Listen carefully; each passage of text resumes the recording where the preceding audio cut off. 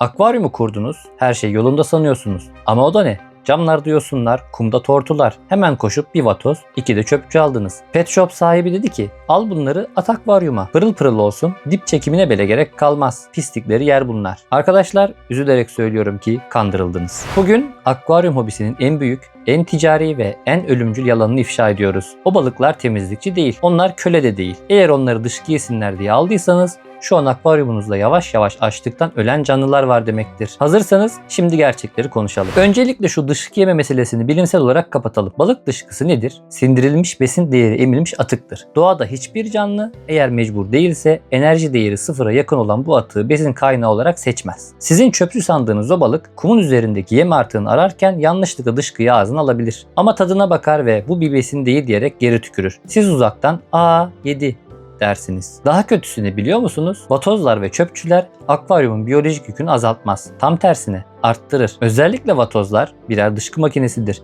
Sindirim sistemleri çok hızlı çalışır. Sürekli orayı burayı kazırlar, sürekli yerler ve sürekli dışkılarlar. Yani temizlik yapayım derken akvaryumunuzun azot döngüsüne atom bombası atıyor olabilirsiniz. 100 metrelik bir tanka bir leopar vatoz koymak temizlik değil bir intihardır. Peki bu hayvanlar ne yiyor? Vatozların çoğu, özellikle bizim akvaryumlarımızda beslediğimiz cüce vatozlar ve L serisi türler odun liflerine muhtaçtır. Evet, odun. Bilimsel adıyla Xylophagi yani odun yeme. Bağırsaklarında yaşayan özel bakteriler odun liflerini parçalayarak enerjiye dönüştürür. Eğer akvaryumunuzda bir mangrove kökü veya yati kökü yoksa vatozunuz sindirim sorunları yaşayabilir. Karnı şişer veya içine çöker.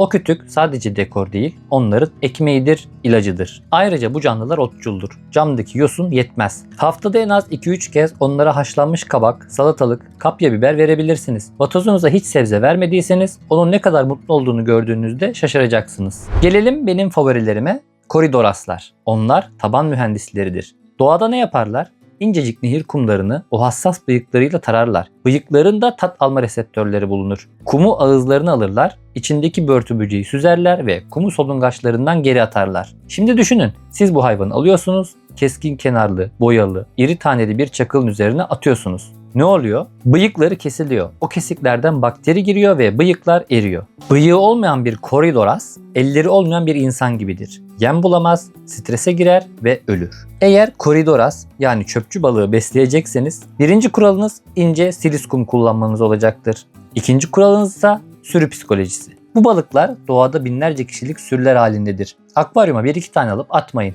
En az altılı gruplar halinde bakmalısınız. Tek kalan bir çöpçü balığı korkar, saklanır ve ömrü kısalır. Ve bazen size göz kırptıklarını görebilirsiniz. Bu aslında bir göz temizleme hareketidir. Gözlerini yuva içinde döndürerek etrafı kolaçan ederler. Çok az balıkta bulunan muazzam bir yetenektir. Peki dışkı yemiyorsa biz bunlara ne vereceğiz? Bu balıklar açlıktan ölüyor dedik. İşte çözümü. Vatozlar için tablet yemler kullanabilirsiniz. Bu tablet yemler sert olmalı ve hemen dağılmamalı. Vatoz onu saatlerce kazıyarak yemeli. Koridoraslar için ağızları aşağı dönük olduğu için batan yemler şart. Pul yemler yüzeyde kalır, çöpçüleriniz aç kalır. Bu yüzden batan yemleri tercih etmelisiniz. Ve onlara lüks bir ziyafet vermek istiyorsanız canlı veya dondurulmuş kan kurdu verebilirsiniz. Çöpçü balıkları buna asla hayır demez. Özetle arkadaşlar, vatoz ve çöpçü balıkları akvaryumun hizmetçisi değil, en karakterli, en özel misafirleridir. Onları temizlik yapsın diye değil, o muazzam davranışlarını izlemek için besleyin. Akvaryumcunun al bunu pislik yer sözüne kanmayın.